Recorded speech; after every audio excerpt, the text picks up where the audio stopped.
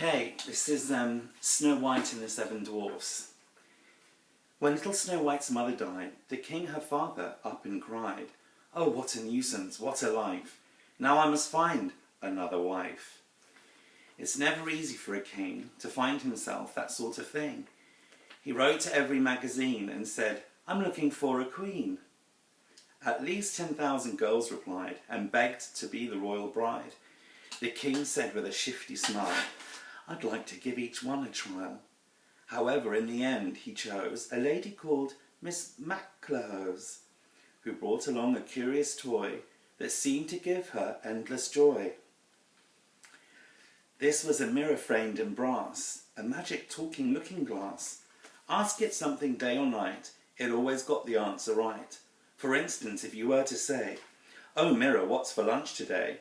the thing would answer in a trice, "Today it's scrambled eggs and rice." Now every day, a week in, week out, the spoiled and stupid queen would shout, "Oh mirror, mirror on the wall, who is the fairest of them all?" The mirror answered every time, "Oh madam, you're the queen sublime. You are the only one to charm us, queen. You are the cat's pyjamas." For 10 whole years the silly queen repeated this absurd routine. Then suddenly one awful day she heard the magic mirror say, "From now on, queen, you're number 2. Snow White is prettier than you."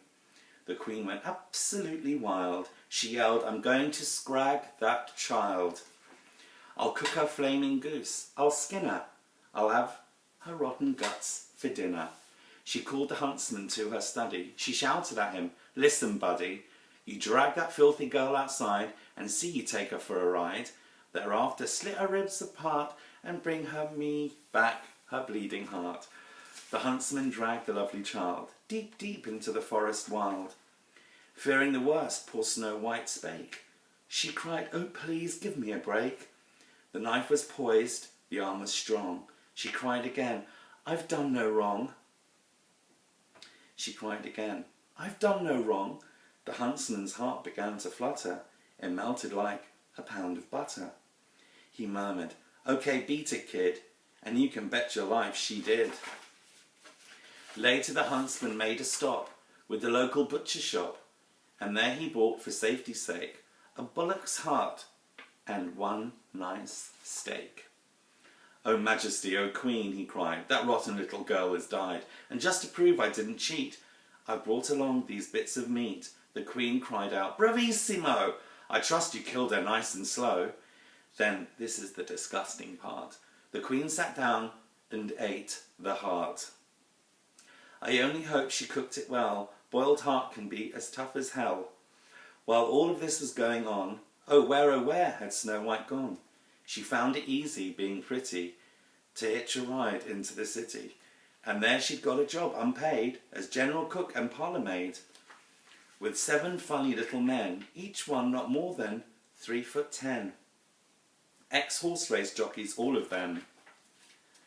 The 7 dwarfs, though awfully nice, were guilty of one shocking vice. They squandered all of their resources at the racetrack backing horses. When they hadn't backed a winner, none of them got any dinner. One evening Snow White said, "Look here, I think I've got a great idea. Just leave it all to me, okay? And no more gambling till I say." That very night, at eventide, young Snow White hitched another ride. And then, when it was very late, she slipped in through the palace gate. The king was in his counting house, counting out his money. The queen was in the parlour, eating bread and honey. The footmen and the servants slept, so no one saw her as she crept on tiptoe through the mighty hall and grabbed the mirror off the wall. As soon as she had it, got it home, she told the senior dwarf, or gnome, to ask it what he wished to know. "Go on," she shouted, "have a go." He said, "Oh mirror, please don't joke. Each one of us is stony broke. Which horse will win tomorrow's race?" The Ascot Gold Cup steeplechase. The mirror whispered sweet and low, "The horse's name is Mistletoe." The dwarfs went absolutely daft. They kissed young Snow White fore and aft, then rushed away to raise some dough, with which to back old Mistletoe. They pawned their watches, sold a car, they borrowed money near and far. For much of it they had to thank the manager of Barclays Bank.